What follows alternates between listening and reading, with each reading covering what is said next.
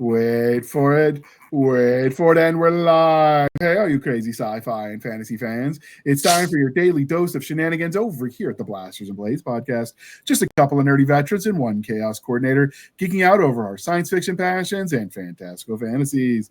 A place where magic is king, the sky is the limit, and space is the place. We are the podcast that puts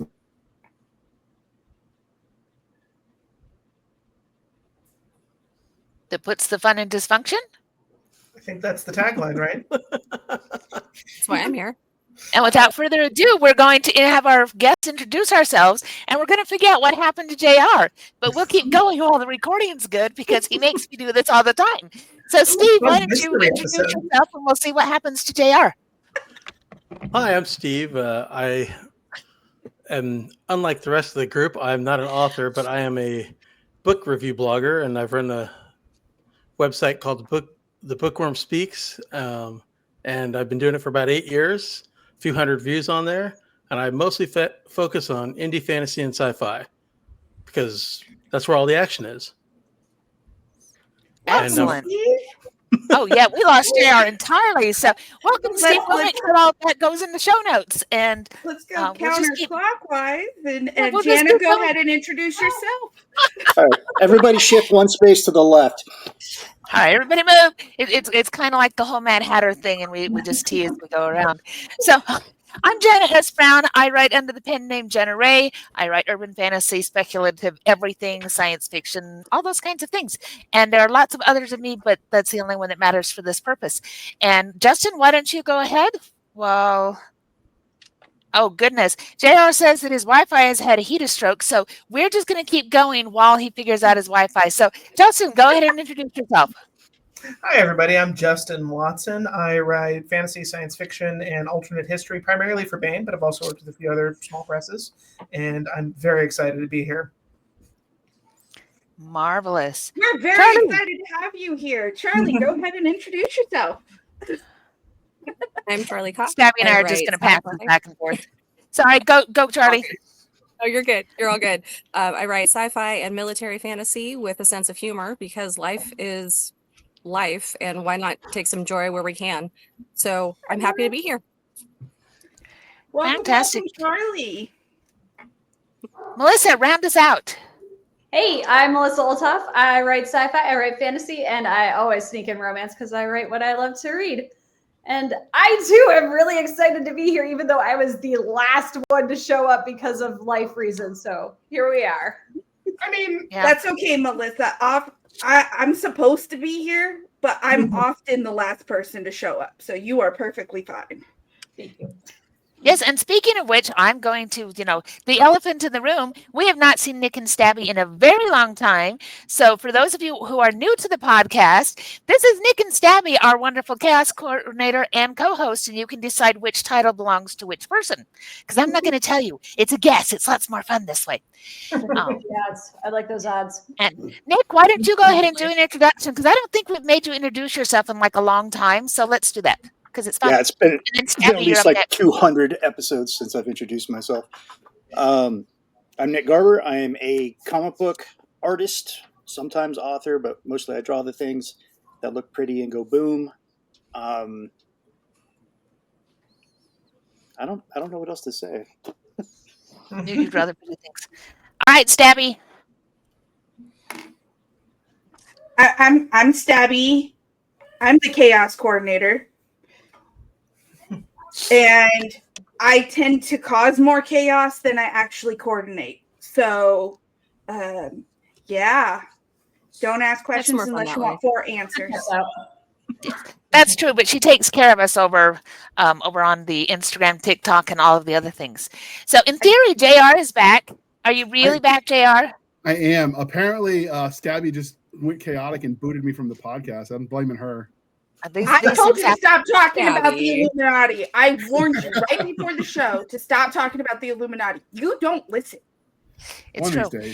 Well, fortunately for you, we soldiered on. We all introduced ourselves, and so now we're up to the religion question. Take it away. All right, so since this is a busy panel and we're here to talk about revolutionary ideas, we're going to limit our religion question to the most important one of all the religion questions. Since we are civilized human beings here at the Blasters and Blades podcast, we are no longer knuckle dragging troglodytes. Coffee or tea, and how do you take it in the summer, Steve, on this coming 4th of July weekend? Neither. Never drank either of them, and COVID ruined my taste buds for either. So hot chocolate. Wait, how did you survive in the army if you didn't drink coffee? Coke. And not the Bolivian kind. Throat Coke or nose Coke? That'd be throat Coke. Marching powder? Do you want to build a snowman? You know, my commander might have complained about that part. Oh, okay, all right. So you gave your instant coffee MRE rations away and traded it? Yes, I did. What'd you get for it? Was it like, were you going for the jalapeno cheese, or was it something else? Oh no, I would get the M&Ms every time. Smart. Okay. Somebody gave you M&Ms for instant coffee? Hey, I knew the guys that were jonesing for the coffee. All right. That's a hell of a trade. Good on you. Do you want to get a job on Wall Street? I feel like you have a killer instinct. So Justin was an officer though, so his MRE came with like fine wine and whiskey and cigars. I wasn't an Air Force officer though. I'm sorry. I got it mixed up. I never got that either. I was gypped. This is bullshit. I will say allegedly, because statute of limitations is off, but I'm just saying there was an Air Force base that was not our Air Force. It was foreign national French Air Force base outside of Scania. And they did have wine in their MREs, and maybe trips were made to trade for supplies. They liked our 101st patches, and allegedly we liked their beverages. Allegedly. I'll never ask or tell. I mean, it's not like they'll ever know. All right, so Justin, coffee or tea, and how do you take it on this 4th of July weekend?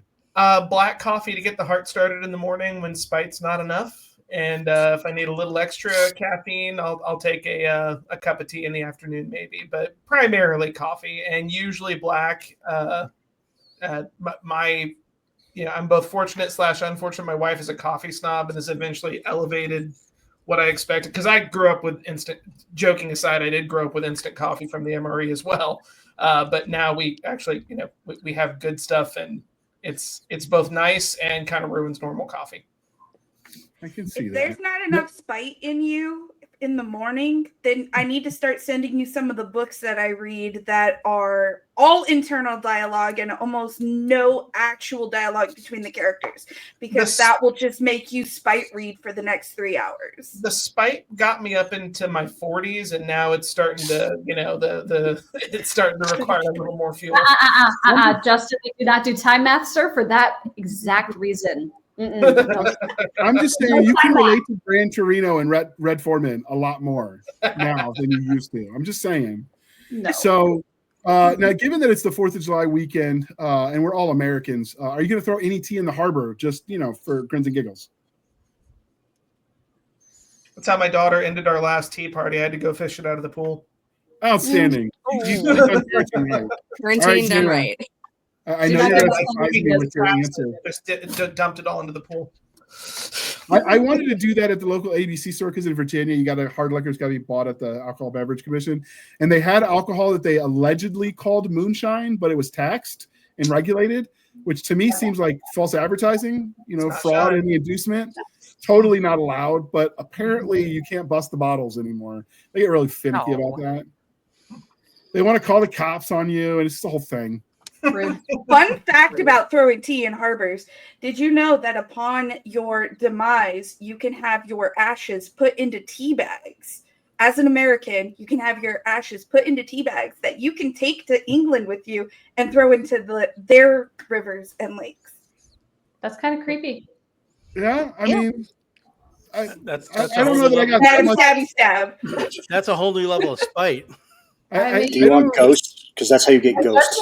Yeah, that's how you get ghosts. So, Jana, let's be less creepy. And how do you take your 4th of July caffeinated beverages? That wasn't my fault, to be clear. You know that I love my Diet Dr. Pepper, and now, Stabby's going to spit all over her screen. Nicely done. Good timing, guys. But during the 4th of July, we do make a really mean cherry limeade. And that is kind of the classic 4th of July drink. It's nice and bright and red, and it's yummy, and it's very hot out here in Utah for the 4th of July, and so it's all very soothing and cold. Is it true you had breakfast by cracking eggs on your driveway and letting the heat scramble them? Oh, you totally could. There are certainly places we're actually only going to be in the mid 90s this year because a cold front is coming through over the next couple of days. Most of the time we're well over 100, and yes, you can bake cookies out there. You just put them on the dash of your car and let them go. I've seen pictures of that. I've always wanted to try it, but I've just never, for some reason, gotten around to it. Just Your choose car the ones smells that like don't have cookies eggs in for the them, next and then your week. cars smell like eggs or like cookies. Yes, it's kind of fun. For science, we're going to have to experiment. All right, Charlie, coffee or tea, and how do you take it on this 4th of July week? So coffee for me with a lot of sugar and a little bit of cream because that's the way I like it. And when it's hot, I throw a couple of ice cubes in it so I don't burn my mouth. But being 4th of July and freedom, I got to throw a shot of whiskey in there because why not? Yes. Yeah. Yeah. Because freedom, that's why. Yeah, absolutely. And then last, but certainly not least of our guests, and then we'll get to our absentee hosts. But Melissa, how are you drinking your beverages? At this point, if you cut me, I'm going to bleed mocha because I live off this shit now, which is, really. But for the 4th of July weekend, the theme of the past 2 weeks has been boozy milkshakes, where I take my mocha, add some cookies and cream ice cream to it, and then Kahlua and vodka because boozy milkshakes. That sounds delightful. Just so good. I see nothing wrong with this. Okay. What about you, Stabby Stab? It's been a while since you've been on, the whole job and all that nonsense about paychecks and mortgages. Yeah, gotta be an adult sometimes. I know it's overrated, but how do you take your caffeinated beverages on this 4th of July week? So I drink peppermint mocha coffee hot from the time I wake up till about 4 o'clock in the afternoon. And then we throw in, this is a Sprite, this is water, and this is beer. So it's just whatever cup I reach for, honestly. Covering all the bases. I like it. Yeah, absolutely. Variety. She's well hydrated. I'm the queen of cups in this house. There's always a cup somewhere with something in it. Hopefully you track them all. What about you, Nick? Coffee, decaf now, black, which is sad and depressing bean water. But on my days off, I'll throw some bourbon in it for a little razzle dazzle. Ooh, There you go. nice. Bourbon is good. Any specific type of bourbon you're throwing in there? Right now it was Bullet. That was Ooh, today's yeah. bourbon of That's good choice. stuff. Yeah, it's good stuff. I've been digging the iced lattes and the iced coffees lately, but since it is the 4th of July weekend, I'm kind of obligated to show this image and say that this is what we should also all be drinking because reasons. Check this out. Helldivers. They got some of the best one-liners. We really The other ought to chair would love that. Yeah, we really ought to be talking to their dialogue people because you could learn something for the quippy one-liners from them. I'm just saying. So, since it is America Week and we do have some whiskey fans, if you've never tried Hooten Young whiskey, if you can find it, that's really good and it's usually not too pricey. And I got to enunciate this one very carefully. Horse Soldier Bourbon. Enunciate that carefully. It sounds like something else. But Yeah. those are two veteran-owned distilleries that make some pretty damn good whiskey. So if you can lay your hands on those, I recommend them pretty highly. I saw Okay. the other JR, day- can you throw those in the show notes for later? Wink, wink, nudge, nudge. If you put them in the side Definitely. chat, I will copy them into the show notes so other people can find them. Perfect. And yeah, so I have been doing the iced coffees lately. Although I had to go from like the International Delight cream because it's like hella calories to just whole milk and a little bit of sugar-free syrups for flavoring. Yep. But What's good is if you learn to drink it black, it's like water. It has all the when I grow up, I'll do that. And so this is, before we dive into the topic, I just want you to know this is the proof of life. I have been promising you, dear listeners. Nick has not been abducted by aliens or drowned in a submarine. He is alive. Different kind of aliens, not abducted, but abducting.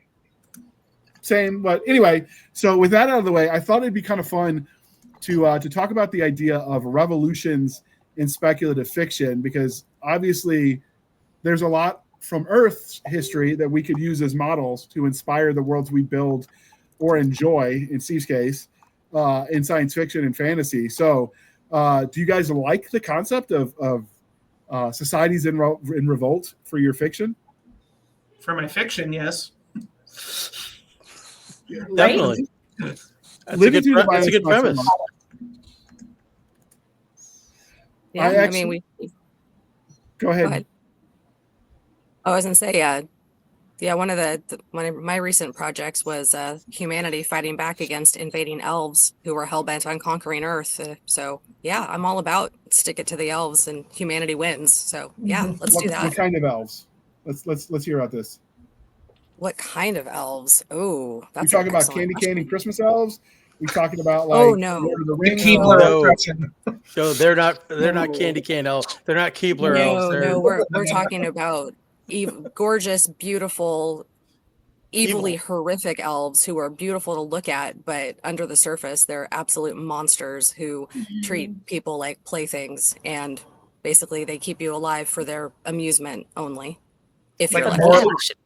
Most of the time, the fairy are kind of unconscionable monsters. Most of the time, Fae folk are just not the good guys. No, not the good guys at all. Yes, I love it. Absolutely. That can be taken several ways. I'm just saying. So Charlie, what is the name of the series that you are reading or writing that you mentioned? Aragorn agrees, Melissa. Sorry, go ahead, Charlie. I apologize. No, you're good. You're good. Yeah, and that theme, Melissa, does come up in the books, by the way, just FYI. So this series is Fae Wars from Canon Publishing. There are 8 books currently in the series, and number 9 is actually releasing the end of this week. Nice. Woohoo! Cool. Yeah. As a reader, I can swear that they're good. Okay. He's not just a reader; he's a reviewer. He's the kind we like the most. He gets a golden apple. I actually need to finish the rest of the series, but I've got some reviews out for that series already. Well, awesome! Thank you, much appreciated.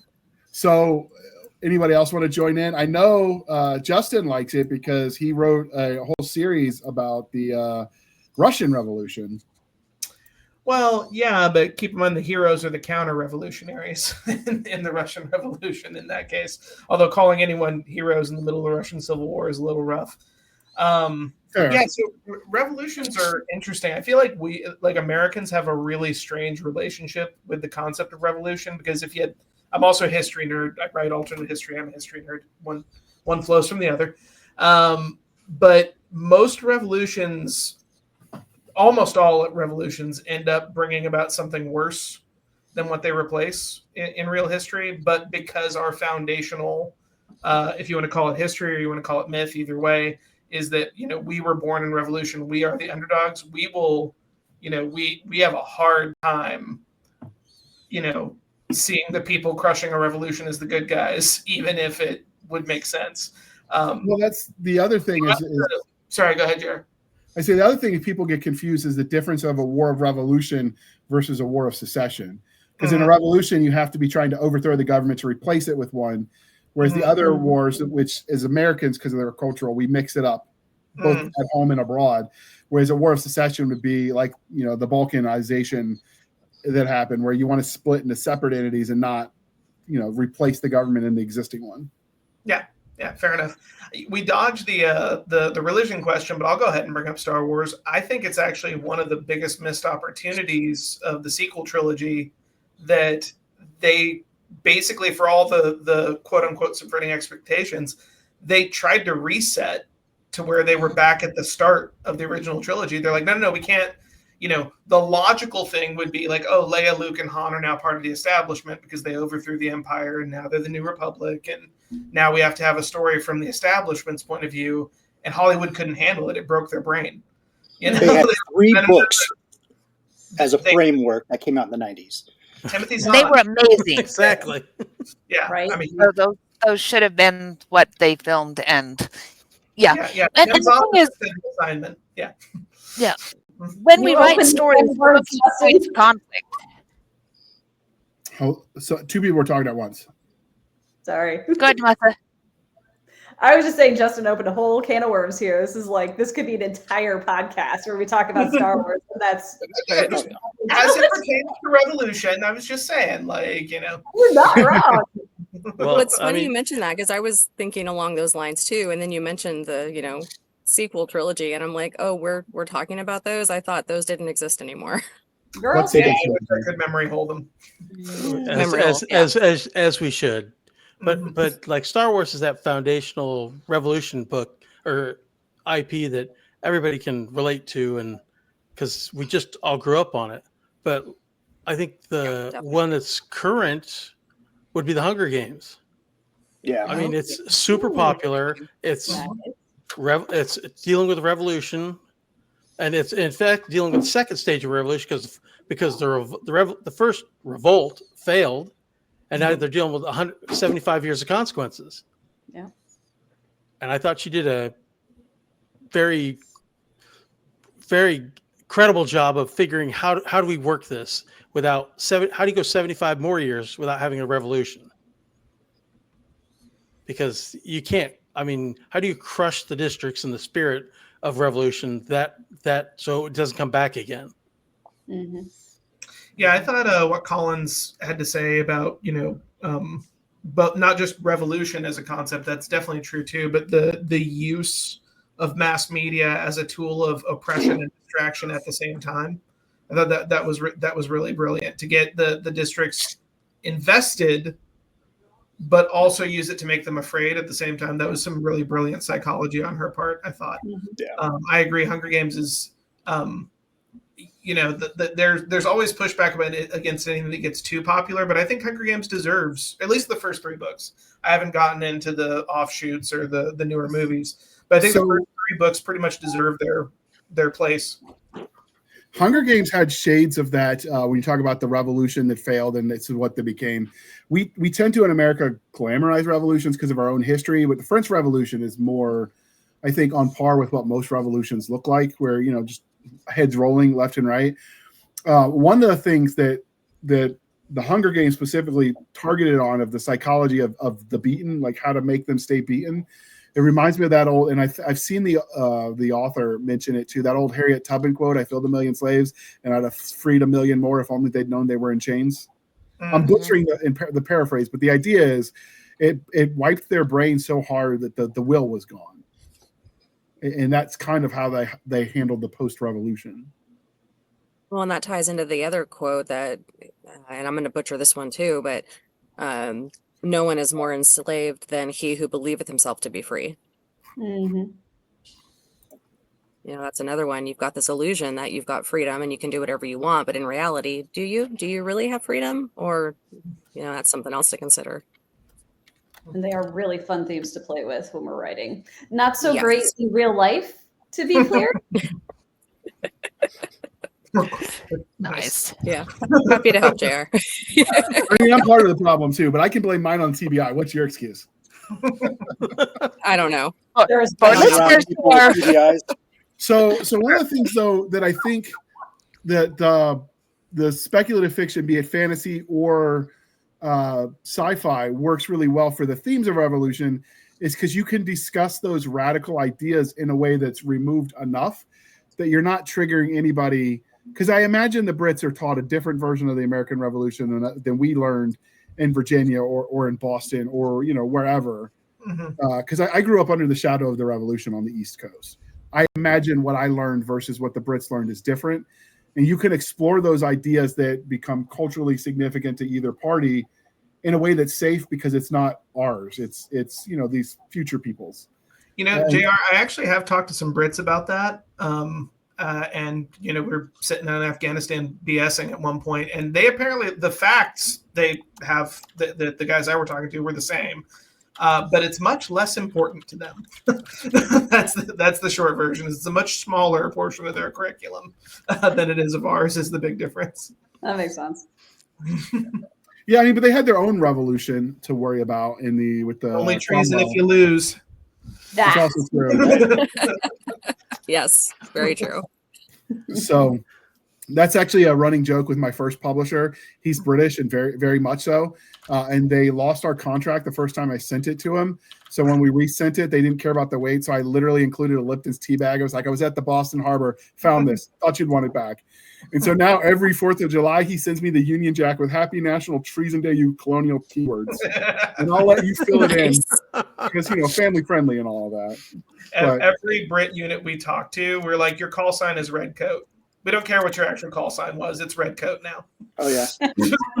I like that. The French rose frogs.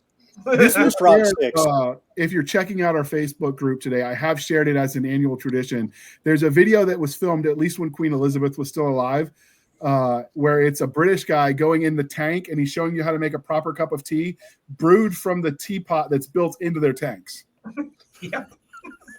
And he's doing it from the turret where it's like moving and rattling. It's hilarious. And I can tell you, when we were in Iraq, they really did stop at noon to have hot tea in 140-degree weather. I'm like, no, sir, this is not what we do here. That is dedication. Right? They supposedly have more experience occupying Iraq than we do. I'm just saying. This is true, but supposedly the hot beverage makes it colder for them. I don't know that I ever bought that. I give me the iced water, but one of the things, getting back to speculative fiction, because you can explore these ideas, is the other thing you can do is like you can figure out what comes next, like Steve was mentioning earlier, and that's where you get some of these weirdness that like Heinlein liked with the governing styles, right? Like you could go any which way but normal and just play with the ideas. Like if we gave the communists, for instance, exactly what they wanted, what does that really look like? Or if you gave, insert other faction, what does that really look like? If they could genuinely start from a blank slate instead of having all of messy human history to start from, right? I'd say communism would still be a disaster. Because human nature is human nature. But if you took out human nature and you gave aliens who had different morals and values, maybe it could work. But it's fun that we can play with those ideas, I think. The Arachnids from Starship Troopers. Yeah. I mean, they were peaceful until the Mormons invaded. Sorry, hey, we do our best. That's not canon. I thought that's not a thing. The Mormon colonists on Clandathu, isn't that what started it? Only in the movies. Yep, it wasn't in the book. Okay. Yeah. All right. Paul Van Hoven screwed that whole story. I've read the book and watched the movie, so it gets it mixed up in my head. Mm-hmm. Fair. So Heinlein's best novels on Revolution, he actually has two, one for each age bracket. I'd say Red Planet and Moon is a Harsh Mistress are both really, really, really great revolutionary books.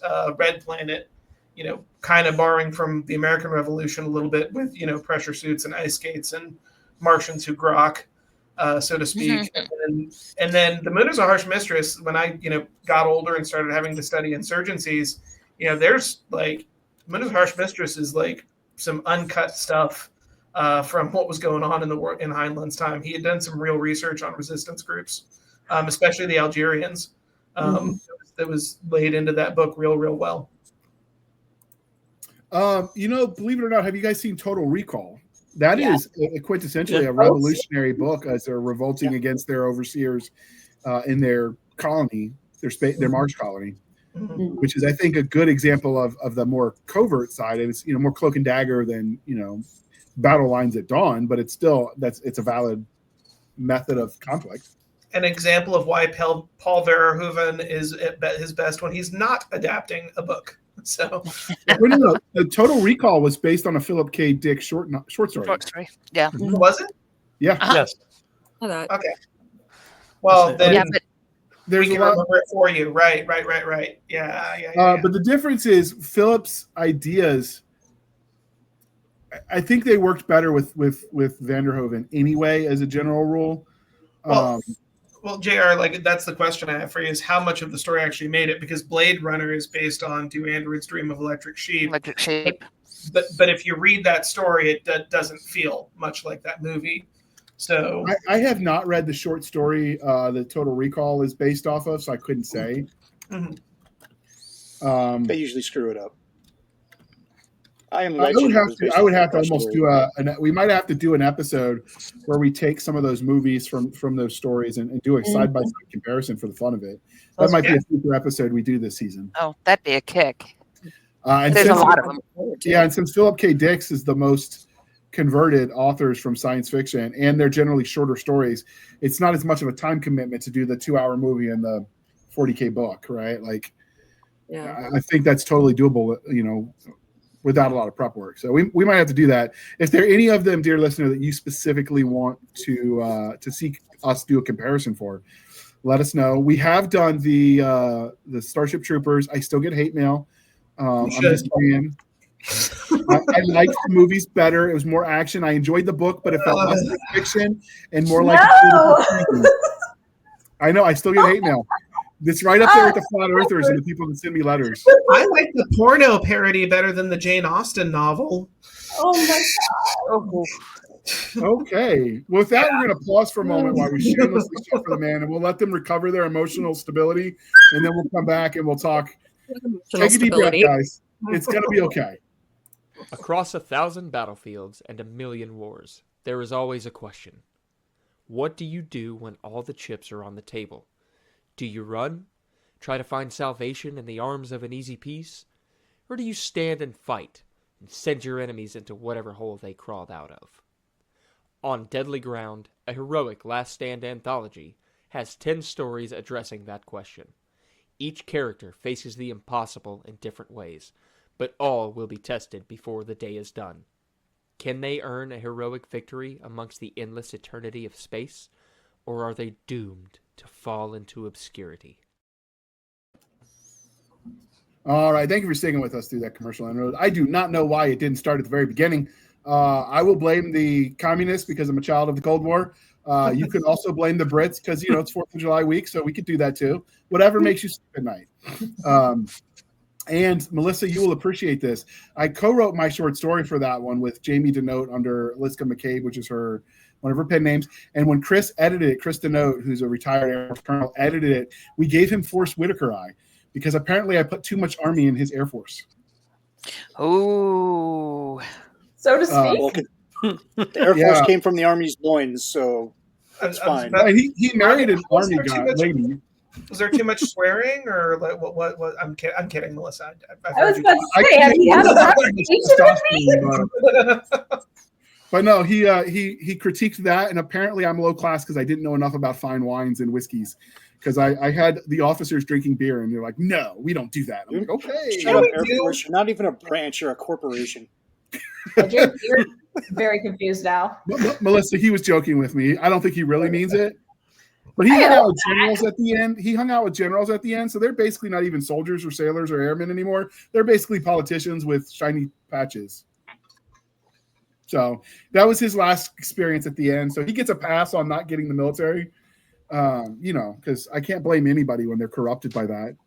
I don't want to defend flag officers too vociferously because God knows I have my own problem with the brass. But if everyone in the room is the same rank, everyone in the room is a private.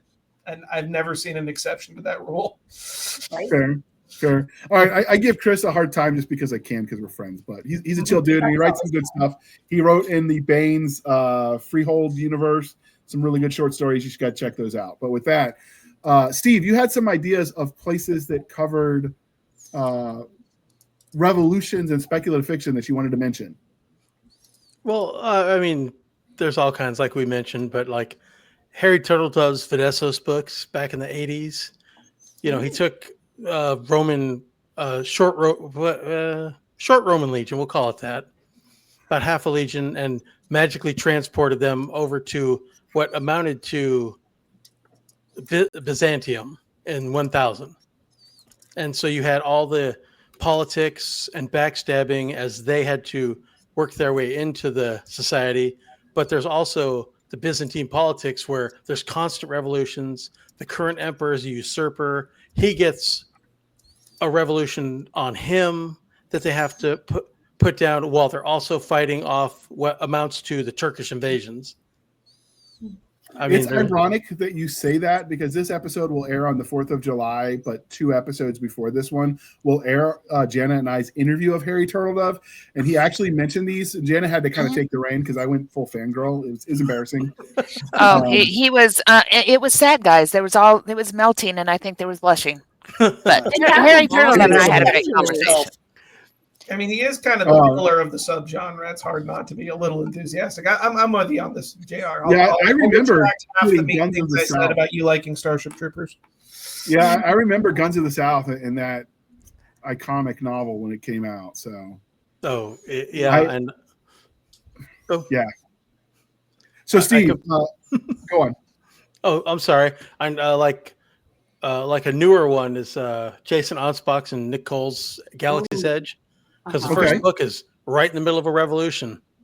I mean, you've got the aliens that they're controlling revolting under a galaxy-wide revolution, but it's one of many revolutions they've had over the years, and they've gone back and brought in different authors to write at different eras, and I think they've gotten really creative with how they're going because they've created this whole lore and backstory with it. Yeah, and some of the things that Galaxy's Edge teaches is how badly some reviewers can get things. Doc Spears, a former Green Beret guy, wrote their Special Forces Unit novels series for them. And they're like, did this guy even Army, bro? With some of the comments. And I'm like, really? like the dude created a sniper school for the Army. I'm pretty sure he knows a thing or two about Spec Ops. One or two. Maybe a little. And then I realized that, okay, maybe not all reviewers are the same. Yeah. But yeah, I think that's a good example. That's basically what Star Wars could have been if it was written better. I think is a good example of that. And it's layers of revolution because it's both planetary revolutions for local governments. It's the galactic scale. It's outside invading forces. It's got a little bit of everything. So I think it's a good example of what could go wrong or right. Was there a specific aspect of that spoke to you, though, about the revolution part? Having got further in the series, that there's in this case, in the Galaxy's Edge case, it was just that there was a driving force behind it, and I think a lot of revolutions, there is a driving force behind it. You know, that figure that's kind of pushing events along. You know, because I don't think the Germans would have been so happy if they'd have realized that, you know, sending Lenin back to create a revolution. I mean, it sounded good at the time because, you know. It's funny. I've helped write 2 books about that. but it's a law of unintended consequences sometimes. Yes. Yeah. And of course, one of the things that people often forget about revolutions is they don't happen in a vacuum. So like I've seen people try to do the revolution in space, but the revolution doesn't happen without the French and Indian War or the 7 Years' War, if you prefer. And so it's like, where do you start the ideas of the revolution too? Because they build on themselves until suddenly, you know, the powder combusts. Yeah. Well, and that you tend to see start with let them eat cake. What was that? Go ahead. Go, Charlie. Say it again. Oh, I just said it doesn't start with let them eat cake. That's usually towards the end of things. But right. Yeah. So, Jana, you've been a little bit quiet, and I know you read a lot of the fantasy side of things, and you write the smoochy stuff. Do you tend to find those kind of deeper philosophical, political concepts, themes in the side of speculative fiction where you like to play? Oh, everywhere. That's the thing is, it's just because there's romance in it doesn't mean that there's not a lot of everything else. So lots of romantices and that kind of stuff still have revolutions, still have things going on. Revolution comes up a lot because stories come up where there's conflict. Nobody wants to read the very nice story about how we all got along and everybody was happy all the time. Not even in romance. We talk about cozies and that's a little bit more that way, but there's still got to be conflict. So revolution is kind of an easy built-in conflict to say there's something that's holding you down and you don't want to be held down. I mean, that's why the religion question that we usually ask has the, you know, is it Star Trek, Star Wars, or Firefly? And the answer is always Firefly. Because again, we're holding that's what happens after the revolution. They tried to revolt and they lost. And so now who are you when your side lost? And like he says, may have been a losing side, still not sure it was the wrong one. So I love that as an example of revolution and what's on the other side and how he's still that whole crew is still part of a revolution, even though the official one is well and truly over. You see that in books, you see that in lots of places. And you see that with even the American Revolution. If you go back even farther, the American Revolution likely would not have happened if you hadn't had the first and second Jacobite rebellions that lost. And they were truly attempts at revolution, because a lot of the failed soldiers, at least after the second one, moved to the Appalachian and were the woodsmen that helped the revolutionaries win. So I think the idea of revolution, we tend to narrowly focus to that last minute of conflict. I do like when we start to see people widening the scope to before and the after. It's important to note too, JR, that both the American Revolution and the Jacobite Revolution were conservative revolutions, right? You know, that you're not trying to, the French Revolution is trying to, in some, depending on what year we start looking at the French Revolution, they're trying to destroy the church and form an entirely new form of government, and so on and so forth. The American Revolution is trying to restore the rights of Englishmen to the colonists at first, and then grows into, hey, we're going to build something pretty heavily Roman inspired with English common law at its core. The Jacobites were trying to reinstall a Catholic monarch. You know, these revolutions are all actually trying to return to something more so than they're trying to establish something new. Yeah.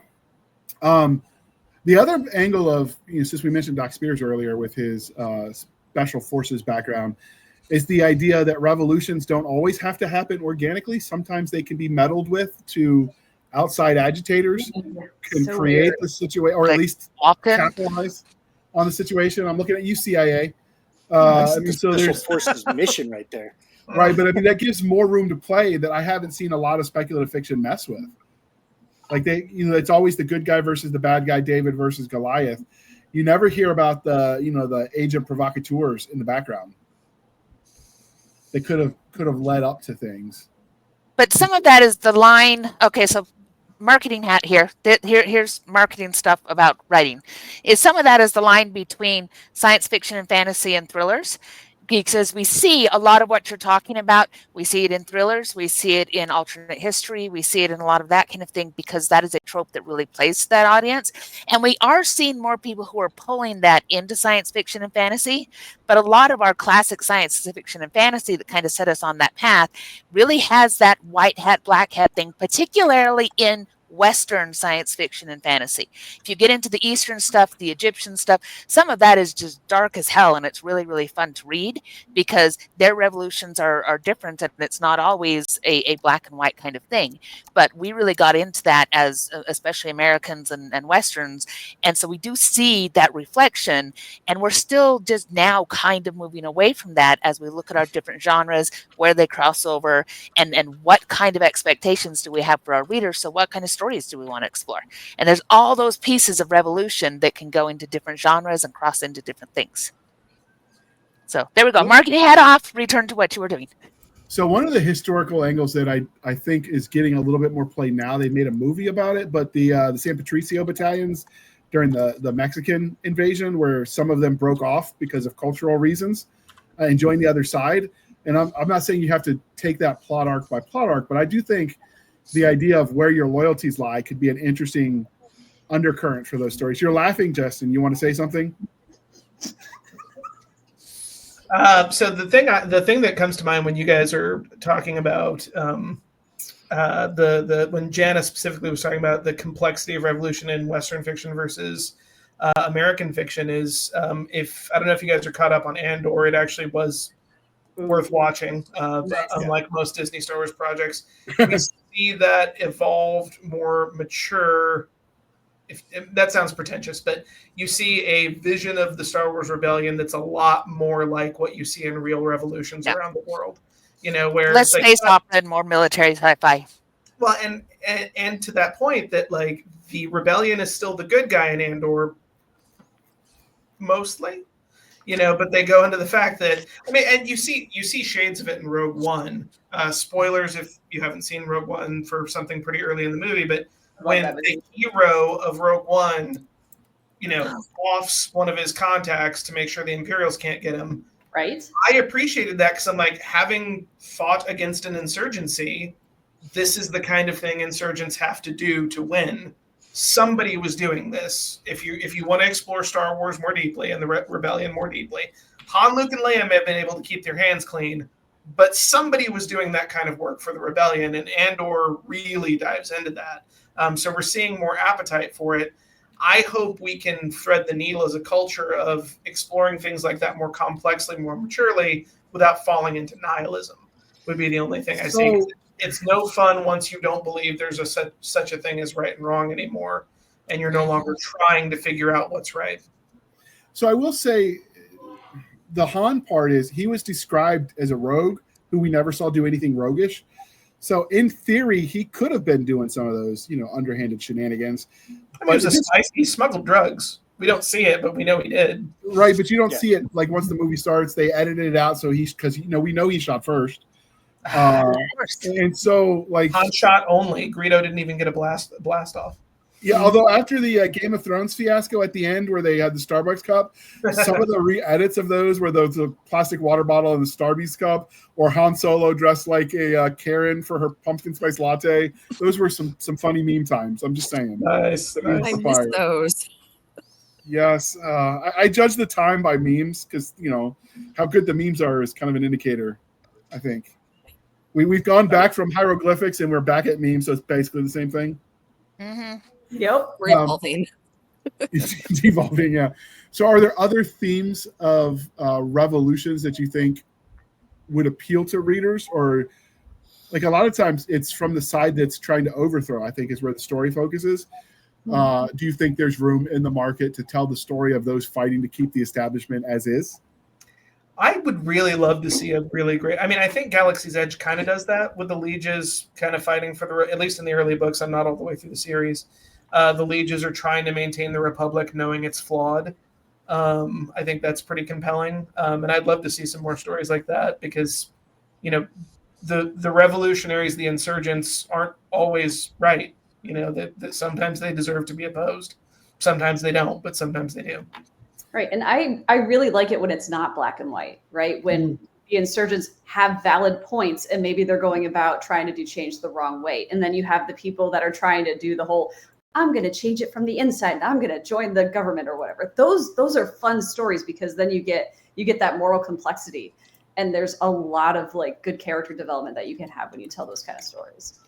Mm-hmm. And I really like stories like that where each point of view, they're the hero of their own story. Yes. They're doing the right thing. The other people are wrong. And why can't they just see the world the way that I do? And they're both thinking the same thing.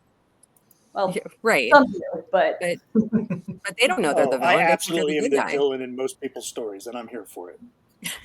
Most people. That's everybody has a role to play. Like Skeletor. Until we meet again. You're talking about that complexity. It's that old quote that I've seen attributed to a bunch of people, and I have to dig back into my history to get it right. But the old, my country, right or wrong, may she ever be right in her endeavors with foreign nations, but right or wrong, my country, is kind of what you're describing when you want to try to change it from within. Mm-hmm. I think sometimes fiction is so simplistic. We just say good guy, bad guy, and there's no wiggle room. But generally speaking, the average soldier on either side is just trying not to die. Yeah. Which is a very noble goal, I would say. Not dying, I mean. Yes. So I don't know. I definitely think there's room for complexity. I just haven't seen a lot of it. Although there's so many books, my TBR pile keeps getting bigger and bigger. I will probably die with billions of books to read. It's likely. I also realize buying books and reading books are not the same hobby. Correct. Jared, have you read The Moon is a Harsh Mistress out of curiosity? I own it. I have to go back. I haven't read that one since like high school, so I'd have to reread it.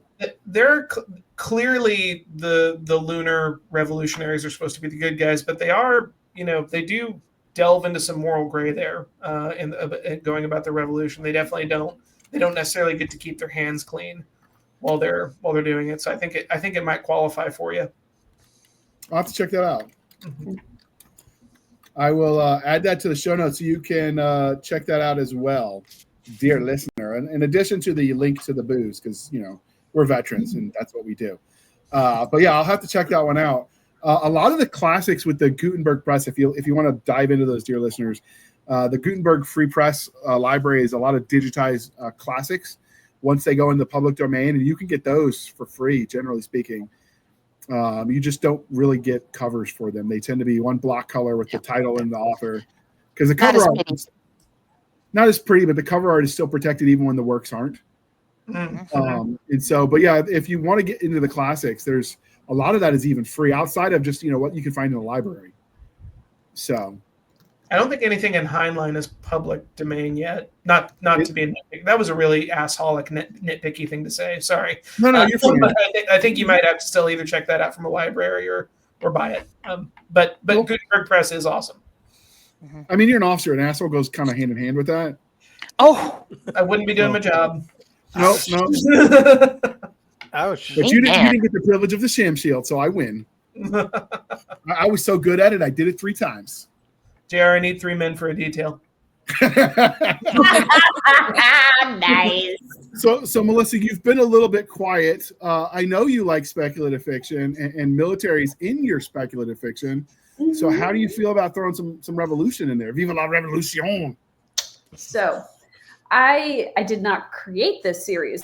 Bill Fawcett created the Blood and Armor series, and that is about the Kurds and what happens if they get their own nation and everything, right? And Never Again, the book that Bill wrote, you have some turnover in the leadership and everything, and then the follow-on books that he wrote with Casey Moores, and then the one that Casey Moores and I wrote, Forlorn Hope, it talks about what happens after you've, 1, been given your own country, 2, are surrounded by enemy nations on all sides, and 3, when you're trying to deal with the old guard and the new guard and trying to blend it into a functioning government while at the same time being repeatedly invaded. So that was a lot of fun to play with. And I have read the first one. It's really good. I recommend to everyone. It is so good. I've got a review for it over there on Upstream Reviews. If you want to get my unvarnished, 50,000 word thoughts on it. Nice.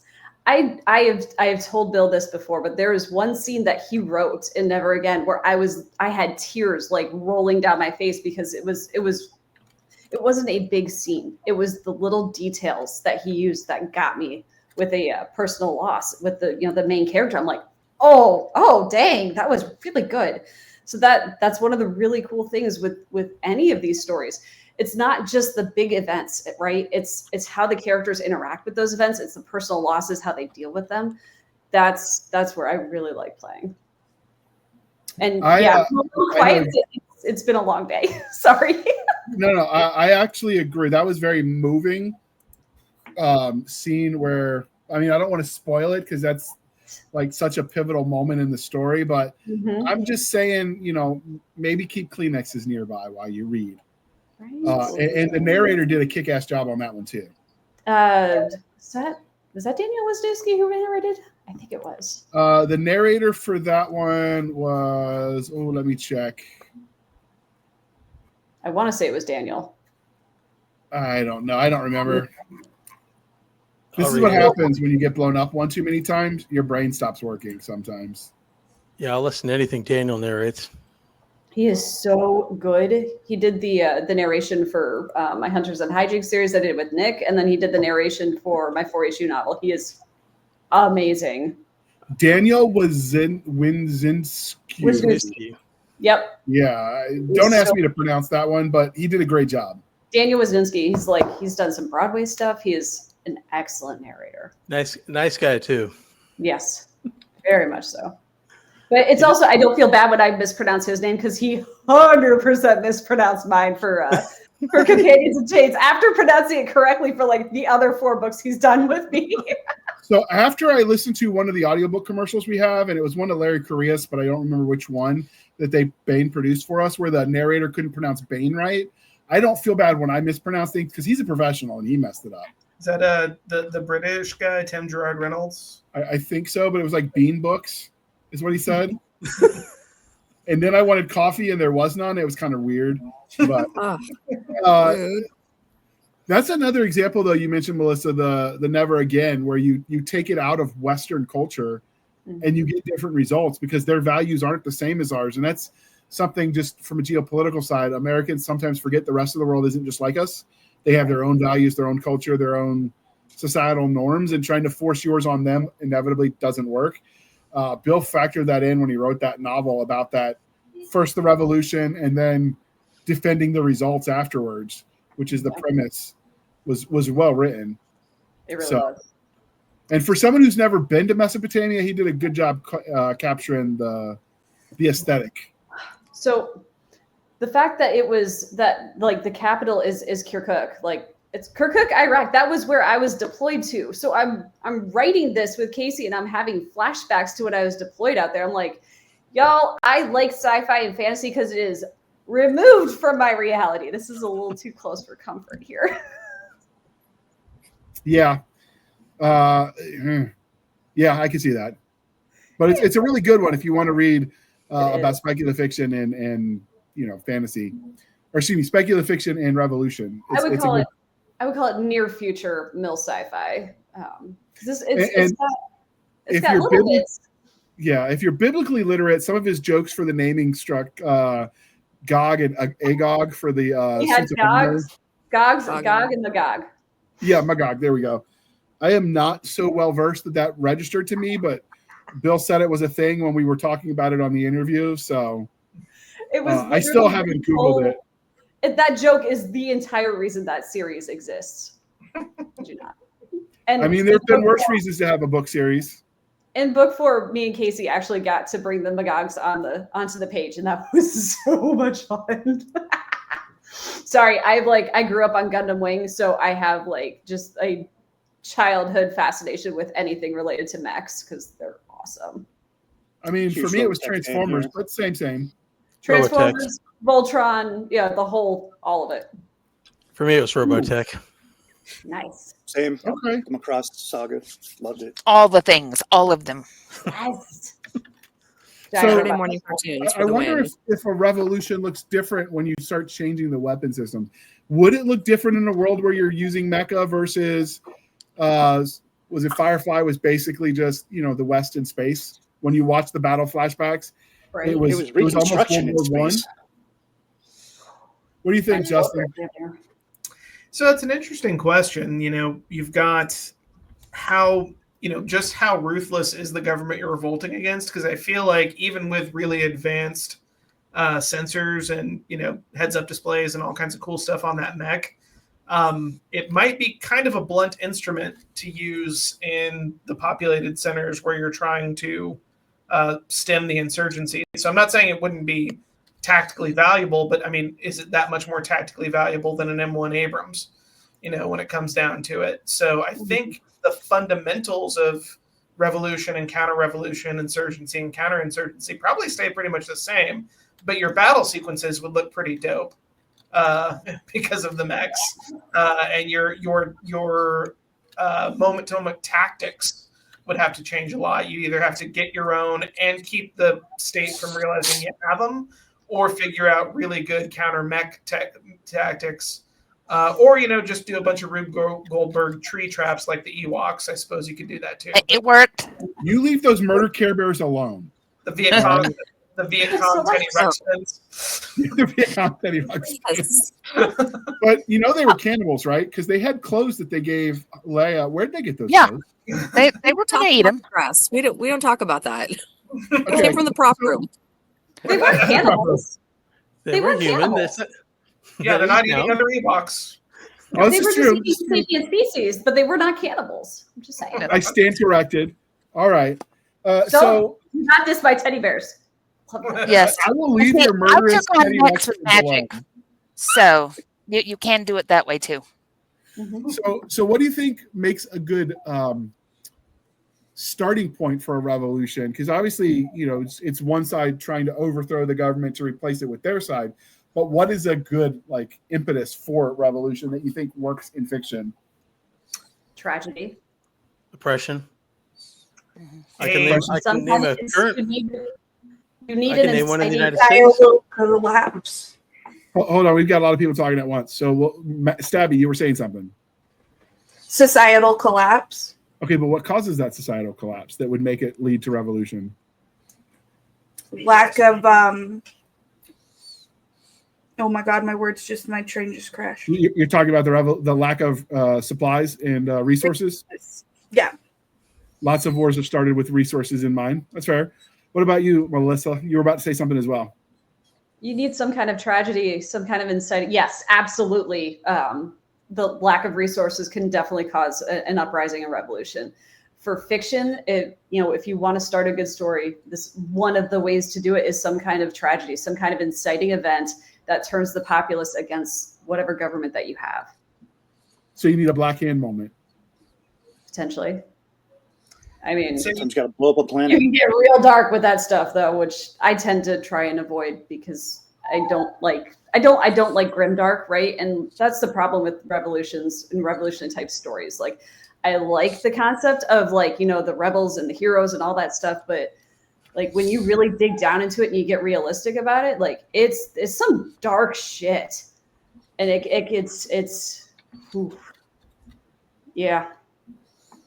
I'd say you have, as a precursor, that tragedy is sparking off some groundwork that was laid. And I think one of the most common things you'll find is a demographic bracket or a socioeconomic bracket that feels like it has no way to secure itself and address its grievances within the system. Like, so not being heard. Justin. You need your Magna Carta moment. Mm-hmm. Right. I would agree with that totally. When you've got such disparity between the classes, be it a caste system or just various, socioeconomic factions, when you've got some people who seem to not have to want for anything, and then people who are begging in the street just to feed their kids, that can't last forever. People eventually are going to want to do something to fix their situation. Yeah, and whoever can promise them a better future, they're going to want to be with them as opposed to the status quo. Charlie, that's a great point, that whoever's promising them the greater future, because that's the other thing you need. You need the oppressed, right, and then you need someone with the competence to take advantage of that oppression. Because if you just have, India's never really had a revolt of the untouchables that worked that I know of, because there is no managerial class that's willing to provide the leadership. Well, we have an example in, fairly modern American history, the revolt in Puerto Rico in 1950, which they don't teach in schools. And the only reason I'm here is because my mother is from Puerto Rico, and she was at ground zero when she was a kid, and her mother said, "That's entirely too many bullets flying." But there were a 50-year history of oppression of the people, theft of the land, the corporatization of all the land. So you took the peasant farmers off the land and you charged them so much interest on loans so they could modernize their farms that it basically turned them into serfs on their own farms. And I mean, they had a massacre in Ponce, my mother's hometown, in 1940, where the state police murdered 100 civilians. I mean, they opened fire with machine guns on a crowd of civilians at a funeral march. It was a felony to own a Puerto Rican flag. I mean, a 10-year go to jail, do not pass go kind of thing. And I'm shocked nobody's written something based off of that, because it was completely disorganized. The revolutionary movement was just a complete disaster because they didn't have any real leadership. They had idea people, but they didn't have any kind of military training. They had they were basically using whatever weapons, whatever guns they get their hands on. So that brings up a good point, where the idea people are often not the gun people, and they're often not the leadership people. And in fact, when revolutions tend to win, a lot of times the idea people are the first against the wall, because if they did it once, they could do it again. And you reminded me with your talk about Puerto Rico, which I actually didn't know about. Now I'm going to have to dig into. There was also a revolt in 1947 in the South. It was localized to one small town, which is the idea is revolutions don't have to be grand scale. They were overthrowing a corrupt local government that was, oppressing the people, and the soldiers that had just come back from war said not only no, but hell no, and we've got guns. Fat Electrician just did that story. Yep. Oh, I've missed one. I generally watch his stuff, but I'm behind. Yeah, no, Battle of Athens. That's a great one. Yes. And that's a good example where it doesn't have to be like galaxy stretching scale. It could be localized. Mm-hmm. There was the Pinkertons versus the miners in West Virginia. Miners is in digging in the dirt, not young people. Right. But there's probably some of that. clarify. It is, but there was that firefight, or the fight with the Pinkertons versus the miners who went on strike, which looks a lot like a revolution to me if you read the details, although it was never called that. Although it was a corporate revolution because they were revolting against the status quo from an industrial side, which is something we could talk about next, about revolutions and how they work in the corporate version some people see for the future. But before we do that, Jana, what do you think makes a good starting point for your revolutions in fiction? A lot of times, some of the more interesting ones are where we jump in where the revolution's already going on, things are already happening, you have somebody who's brought into. If we go back to Hunger Games, there's revolution already happening around Katniss, but because she's our viewpoint character, we pick it up as she does. But she talks to Gale, she talks to other people about, well, yeah, there's things happening in other places, but it's what brings it home. And so when we're looking for how are we going to tell the revolution the story, we're looking for the characters. Who are the people who are going to carry us through that? And then where are they in the process of the revolution? Because you talked about, can we get people on the other side? We can, but we have to figure out, well, what is going to be that character arc that people are going to want to cheer for them? And we get in trouble with trying to figure out who are we going to want to cheer for, because we want that satisfaction of, are they going to have their goal? So I think the real starting point, as I, think around myself, the real starting point is, who's the revolution about? Who's that viewpoint character, and how are they going to carry us through? Whether they're somebody who is very, very early on in the revolution, whether the revolution is happening around their ears, or whether they're what's left when the revolution either succeeds or fails. It's all about who do we take this ride with? So you mentioned Katniss, and that it starts with take me instead, I volunteer as tribute, which is that old if not you then who, that mantra about taking personal responsibility. If you don't step up, who will? And that's really, the revolution is the backdrop, but really the theme of the story is accountability at a very personal and visceral level. I think that works really well in a revolution because it's easy to have the big ideas around the Tea Party or the coffee shops, whatever. It's quite another thing to put your money where your mouth is. Well, that's Les Mis. The whole center part of Les Mis is all about, Mary's is talking to them about, I found Cosette and I want to get married and I want to everything else. And they look at him and they go, you are an idiot and you're all worried about love, but look at what is going on. And they pull him almost kicking and screaming into the revolution. And that whole Red and Black song is that pivotal moment where he decides that he will join his brothers, he will stand with them on the barricade, and it goes forward. And they don't win. They have their revolution, and most of them end up dead in the streets. So it's a really interesting kind of thing to say, who will you defend for? Will you stand with your brothers? Will you take this opportunity to leave? What kind of person are you? And that's, again, who do we want to ride this revolution with? Yeah, and that's not actually about the French Revolution. That's a later revolution, like later on in the 1800s. So that does lead, the Civil War technically wasn't a civil war, and it wasn't a revolution; it was a war of succession. But it does bring up that you mentioned that idea. Where do your loyalties lie? Is it with the home that's localized? Is it the larger home of the nation? Is it the larger home of the like? When you start layering loyalties, that ends up with the revolutionary question that led to World War I. Is that those tangled alliances, and that can be a good starting point, I think, for those kinds of stories as well, because it adds that nuance from the start without you having to do a lot to show that, because so much of that is implied, I think, culturally. But Nick, you've been a little bit silent. I know you've got lots of ideas. We talk all the time. Oh, about revolution? No, it's going to land me in the gulag, man. Oh, that's right. So he disavows any revolutionary talk. This is him thinking about a future comic. If you're listening, dear government, he is not, as a federal employee, plotting a revolution of any kind whatsoever. Yes, Mr. NSA, it's all a big joke. Ha ha ha.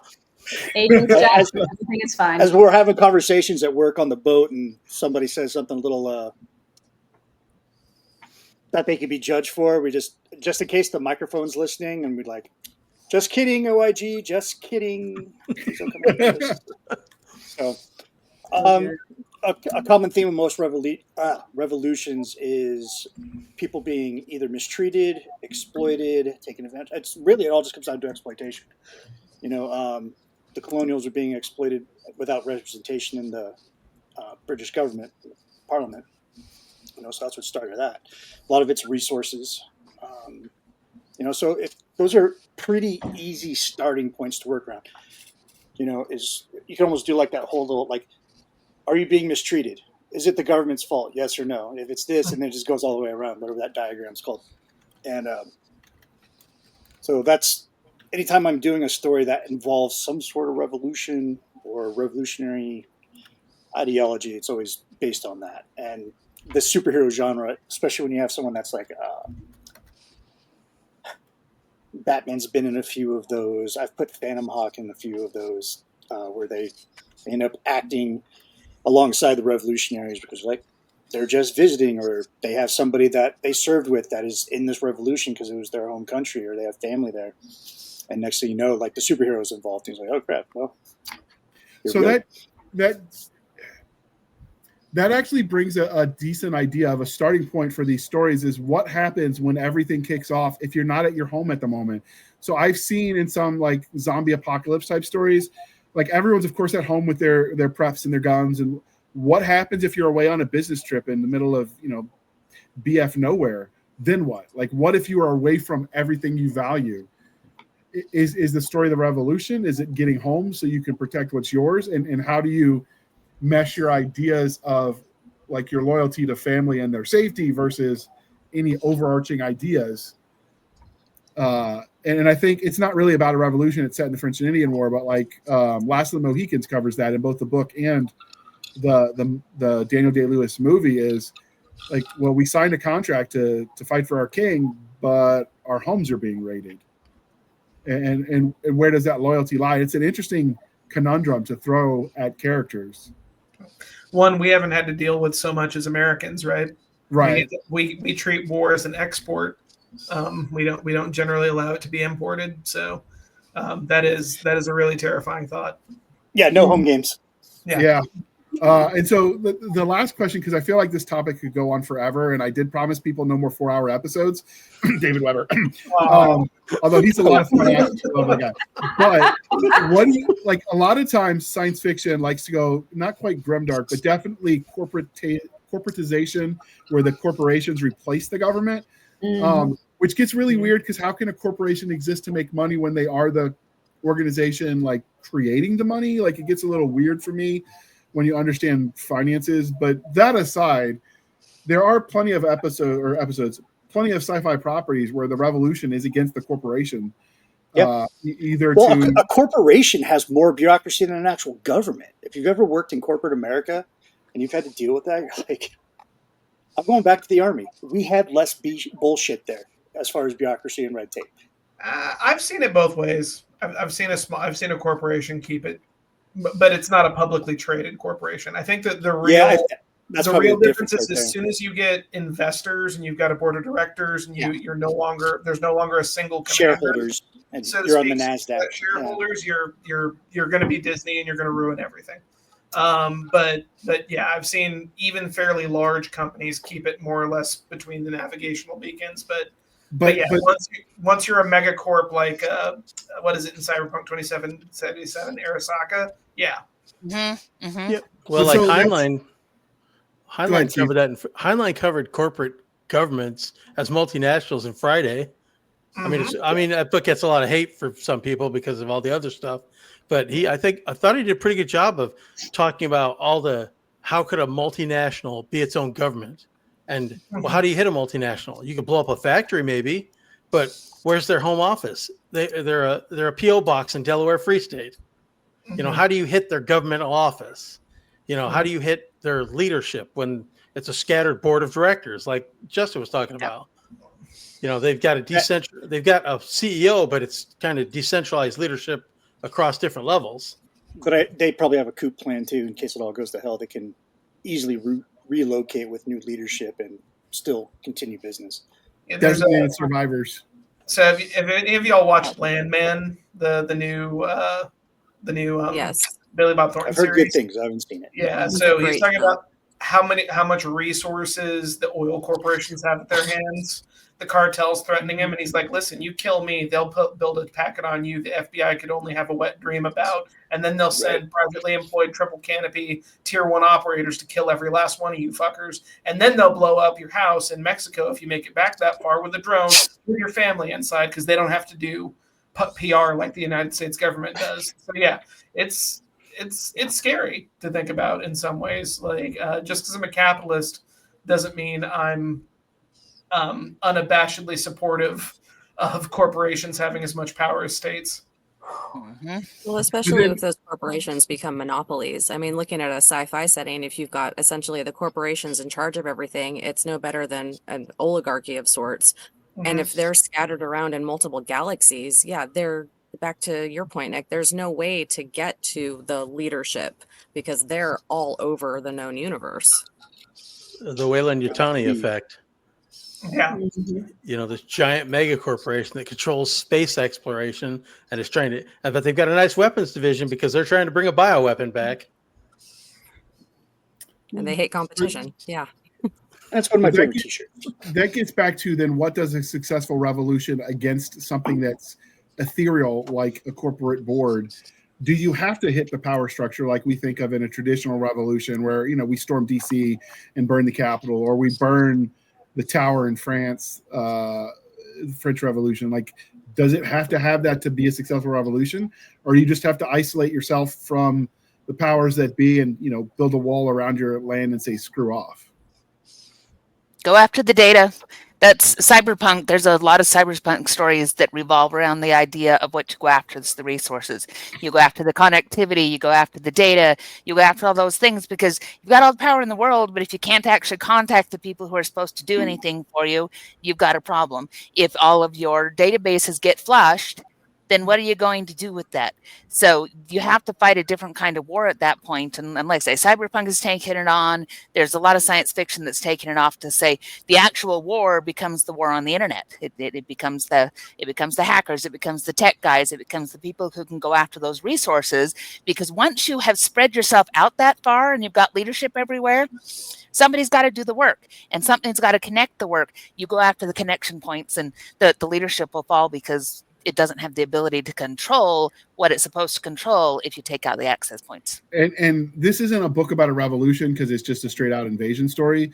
But one of the best, I think, depictions of what future war could look like with internet involved, Chris Kennedy wrote in The Red Tide Rising, where it was a cyber war between hackers in America and China. And like we ruined the controls on their dam and flooded a valley and killed hundreds of thousands. And then they turned off the Hoover Dam or what. I mean, I can't remember the specifics, but the idea of the tit for tat from a cyber warfare and affecting the internet stuff, the hacking affecting real life people. It's scary. It's very, very interesting and very scary about exactly what you can do with a computer and the right uploads. And I had to tell him to stop writing that series because he was giving too many bad people good ideas. There's that problem too. Supposed to be fiction, not prophecy. Hopefully. It handled an invasion, I think, on the mainland for America very well until it got to the alien part, and then it just went full sci-fi, which I'm cool with. But, you know, it stops being, you know, ultra realistic at that point. But it's definitely something that, like you said, we export war. The idea of bringing that home, especially for people who've seen what that looks like abroad, is definitely a scary idea. Another example of a revolution. What was it? It was a kid's book. Give me a second. I can tell you the name of it that I did a review on, but there is an Army vet who did one where basically it was the accidental shot heard around the world. And somebody else can talk and I'll dig that up because I got the name of it. It's another good example. No, Nick, you've got ideas. Speak for me.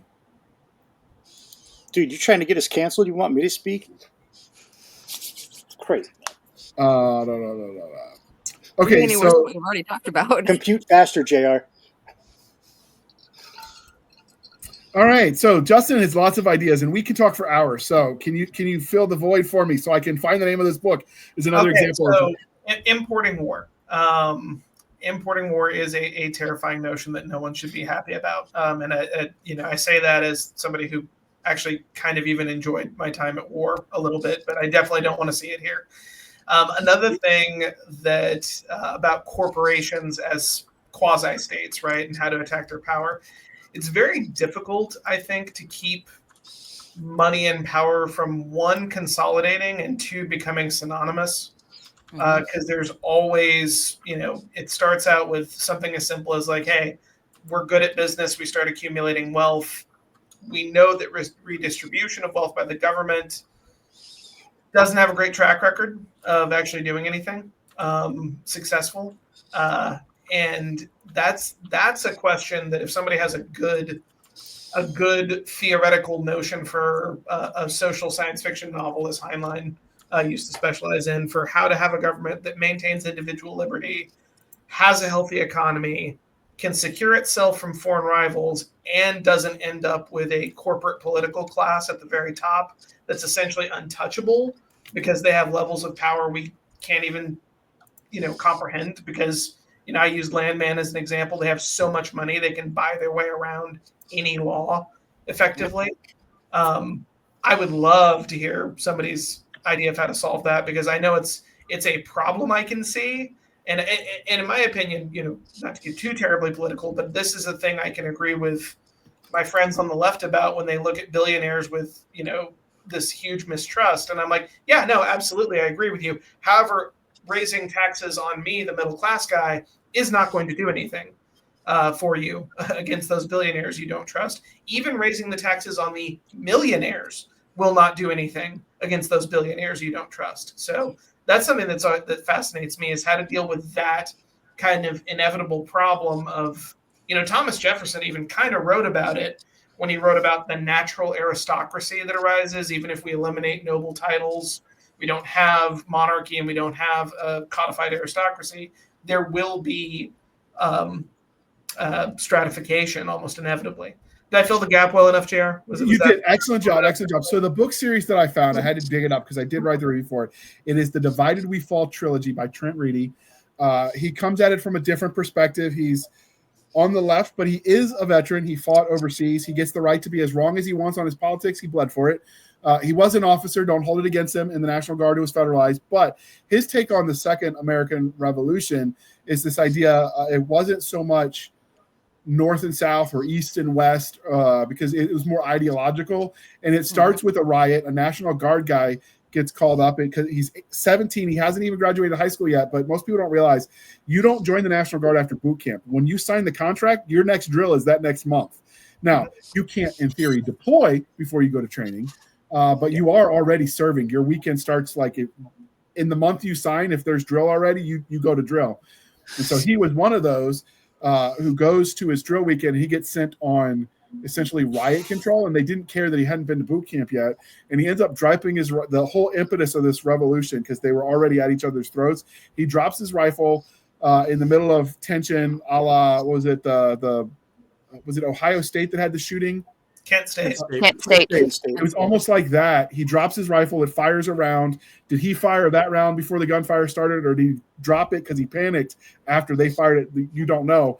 And it kicks off a revolution of states versus state, and it's a fascinating look at it. I mean, it was interesting.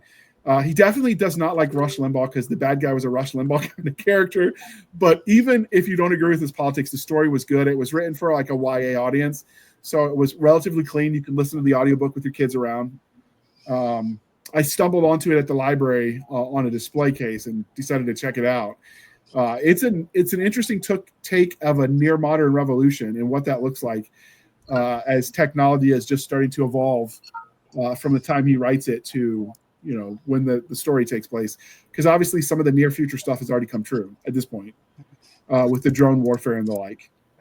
I think it's pretty clear, like, God, I hope there never is another civil war, but I think it's pretty clear it would not be north-south. I don't think there'd even be clear state alignment. It would be basically downtown versus everybody else, downtown versus the suburbs and the rural area, or the suburbs divided versus downtown. That's a really horrific thought. That especially if the farmers realize they can barricade the city and just not feed them. Yeah, I mean, you definitely a problem there. So one of the things I grew up. I don't even like that's it's depressing to think about because I think you're right that ultimately the people who make the food and build the things and fight the wars, which is most of us, have an upper hand. But it's still just such a life's going to suck so hard for everyone for so long if that ever happens. And so that's one thing most people don't realize is most grocery stores don't. It's not like they have huge back rooms where the stores don't. It's the just-in-time model where they have 3 days worth of supplies. And if you want to know what happens, Hurricane Sandy, when it hit New York City, you saw the good, the bad, and the ugly, and got a really cool picture of a shark swimming in the subway. My dad was a truck driver later in life, and he's like within 3 days tops. Yes. It's we true. are 3 days away from caveman times.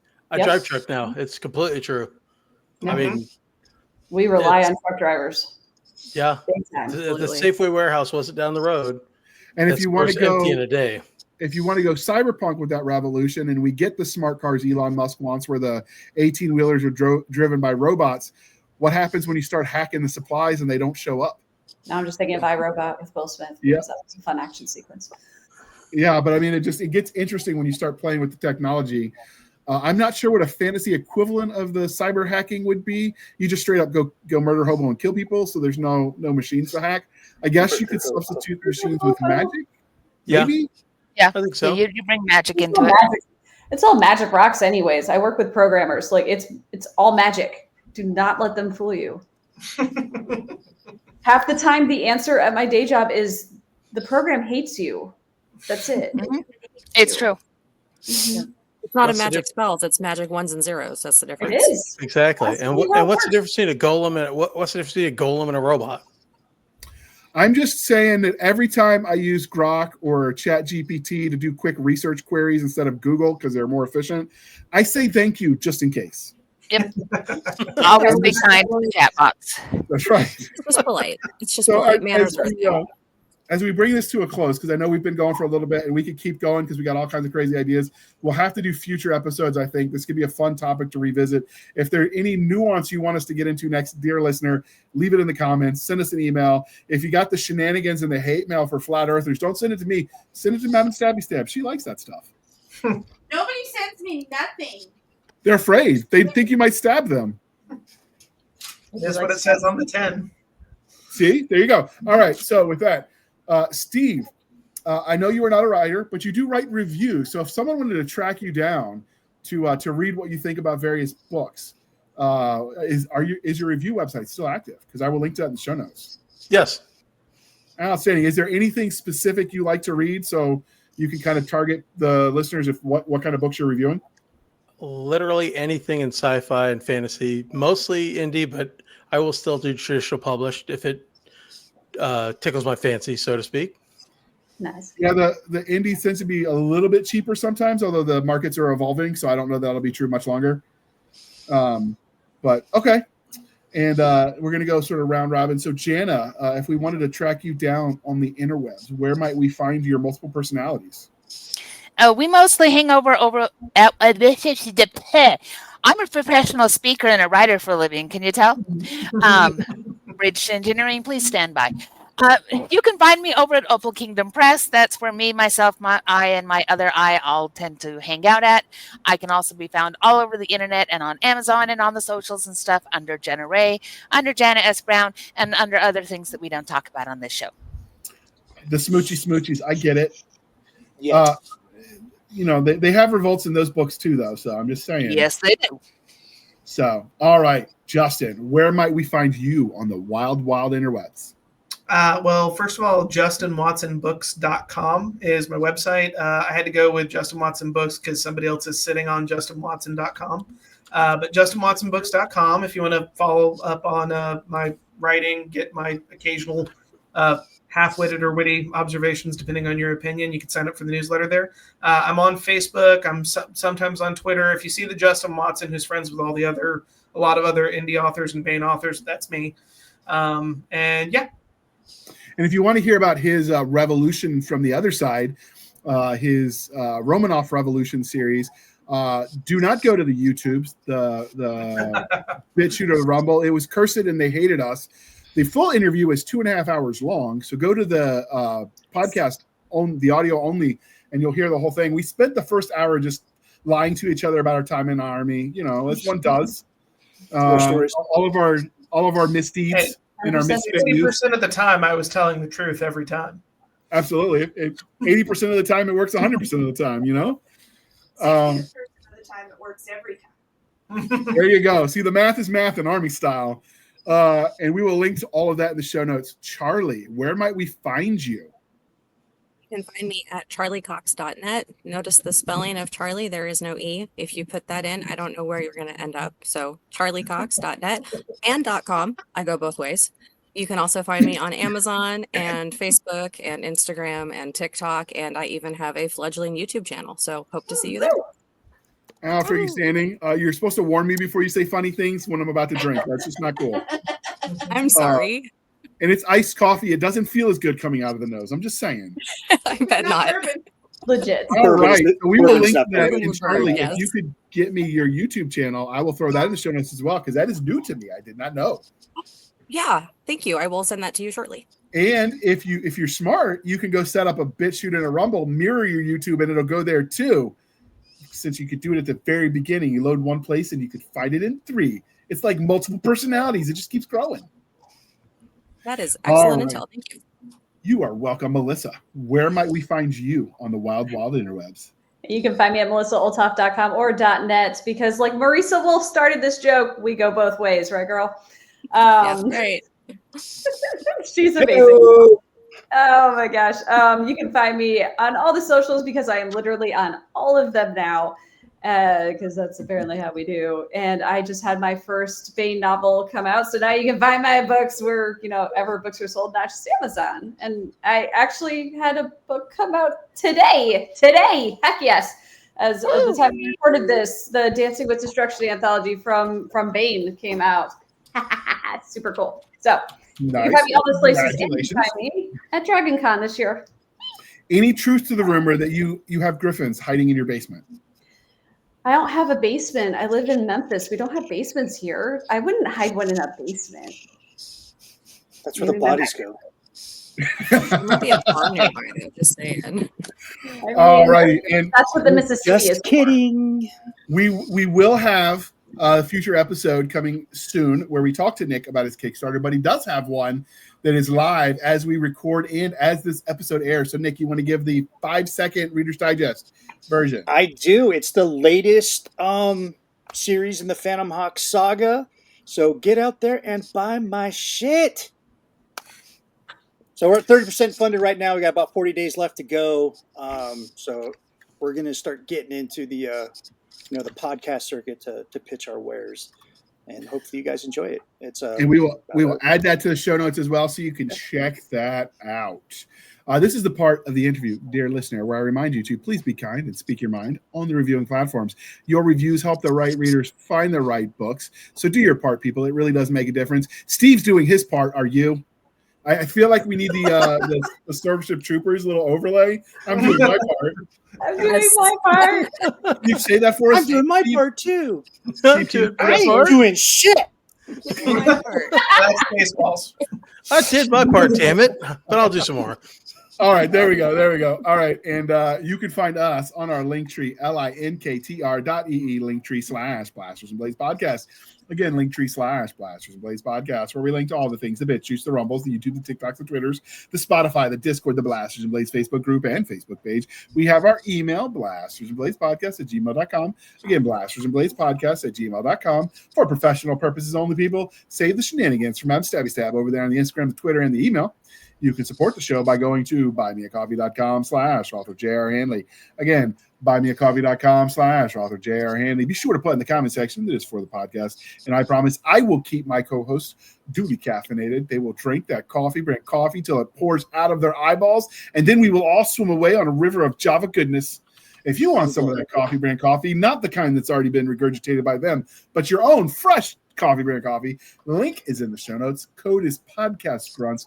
You get 10% off. We get a little bit of a kickback. It's a win-win, people. And with that, If you have no flavors right now, there you go. They're having sales right now. Thank you for spending some of your precious time with us. For my crazy co-hosts who actually showed up today because they played hooky. I mean, they're totally sick. Cough, Nick, cough. Excuse me. There you go. See, sick. We'll be back next week at the same time. We'll indulge our love of nerd culture, cheesy jokes, and all things that go boom. Thank you for coming on, everybody. We appreciate your time, Steve. This was fun. You have to come back. We will pester you until you say yes. I might even bribe you with books. I will. There we go. All right. With that, we're going to hit the end button. Don't cuss yet, people. Wait